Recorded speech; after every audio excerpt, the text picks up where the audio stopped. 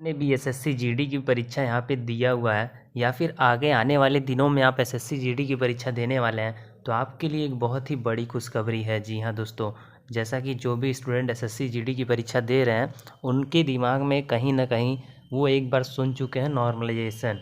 तो नॉर्मलाइजेशन में किस तरह से नंबर मिलेंगे, कैसे ये वर्क होगा, सारा कुछ डिटेल में आज की इस वीडियो में आपको बताने वाला हूँ।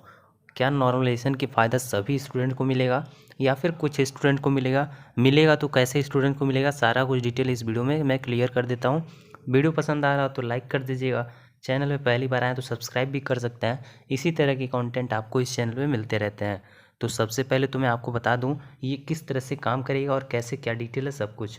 तो सबसे पहले तो यहाँ पे 10 जनवरी से आपका पेपर स्टार्ट था, ये तो सभी को पता होगा। 10 जनवरी से 17 जनवरी तक जो पेपर हुआ था वो इजी पेपर आ रहा था, मतलब लगभग इजी पेपर आ रहा था। मैंने सभी पेपर लगभग देखा हुआ था। उसके बाद यहाँ पे जो पेपर 23 तारीख से स्टार्ट हुआ है, 23 तारीख से होने वाले पेपर में थोड़ा सा हार्ड पेपर आने लगा है, कुछ अच्छे क्वेश्चन पूछे जाने लगे हैं। 23 तारीख के बाद से जो पेपर हुआ है उसी में नॉर्मलाइजेशन की बात आ रही है। तो अगर नॉर्मलाइजेशन होगा तो कैसे इसका फ़ायदा आप सभी को होगा वो मैं आपको बता रहा हूँ। सबसे पहले तो जो ईजी सेट वाले बच्चे होंगे, यानी जो 10 से 17 के बीच पेपर दिए हैं, उनको इसका कोई भी फ़ायदा नहीं मिलेगा। अगर आपने जो पेपर दिया है वो एसएससी के अकॉर्डिंग ईजी सेट होगा। अगर वो सेट ईजी क्वेश्चंस का होगा तो उसमें नॉर्मलाइजेशन नहीं किया जाएगा। उसमें सिंपली जितना क्वेश्चन आपने सॉल्व किया होगा, अगर आपने 40 किया है तो उसका 80 नंबर मिलेगा, 50 किया है तो 100 नंबर मिलेगा, उसमें कोई नॉर्मलाइजेशन नहीं होगा।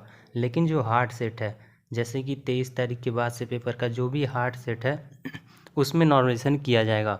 और अगर ये किया जाएगा तो जैसा कि अगर मान लीजिए कोई किसी स्टूडेंट ने 50 नंबर क्वेश्चन दिया हुआ है और केवल करेक्ट आंसर सभी का दिया हुआ है, 100 नंबर उनका करेक्ट बन जा रहा है, तो इनको 100 में से नॉर्मलाइजेशन के लगभग 10 या 15 नंबर प्लस करके दिए जाएंगे और ये कट ऑफ में आ जाएंगे। और अगर वहीं आपने 70 क्वेश्चंस किया है और आपका सिर्फ और सिर्फ 45 क्वेश्चन सही है तो आपको नॉर्मलाइजेशन के 7 से 8 नंबर ही दिए जाएंगे। अब ऐसा क्यों किया जा रहा है कि जिसने ज़्यादा क्वेश्चन दिया उसको कम नंबर दिया जा रहा है? क्योंकि आपने करेक्ट आंसर सिर्फ और सिर्फ 45 किया हुआ है।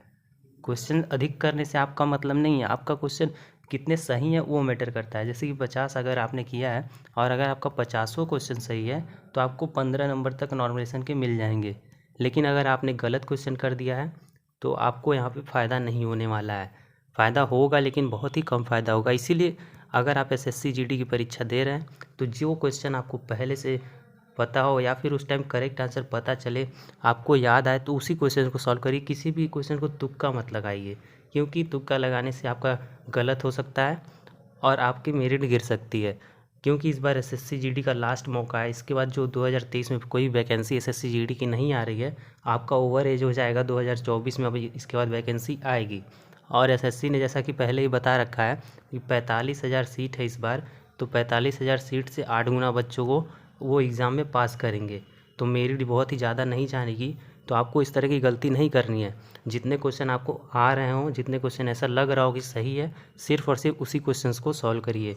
बाकी तुक्का मत लगाइए ज़्यादा, और फालतू क्वेश्चन सॉल्व करने से कोई मतलब नहीं है। आपको किसी का भी ये सुन के डरना नहीं है कि उसने 60 क्वेश्चन कर दिया, 70 क्वेश्चन कर दिया। आप 40 करिए, 50 करिए, लेकिन करेक्ट क्वेश्चन करिए। 60-70 करने से कोई फ़ायदा नहीं है अगर आपने गलत किया है तो। अगर आपने सही क्वेश्चन कर दिया है, 45 क्वेश्चन ही सही किया है, तो आपको नॉर्मलाइजेशन के मिल जाएंगे 10-15 नंबर, तो हो जाएंगे टोटल आपका 100-105 नंबर हो जाएंगे। अगर आपने 105 नंबर तक कर लिया है तो 100% आपका पेपर में क्लियर हो जाएगा, आप मेरिट में आ जाएंगे। तो उम्मीद करते हैं आज की वीडियो आपको काफ़ी ज़्यादा हेल्पफुल लगी होगी। वीडियो पसंद आया हो तो लाइक कर दीजिएगा, चैनल पर पहली बार आए तो चैनल को भी सब्सक्राइब कर लीजिएगा। थैंक यू दोस्तों, धन्यवाद।